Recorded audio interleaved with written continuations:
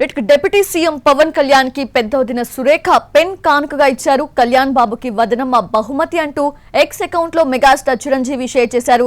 Maan black pen ని పవన్ కళ్యాణ్ జేబులో పెట్టారు. సురేఖ తెలుగు ప్రజల ఆకాంక్షల్ని నిజం చేస్తావని ఆశీర్వదిస్తూ అంటూ ఆకాంక్షించారు.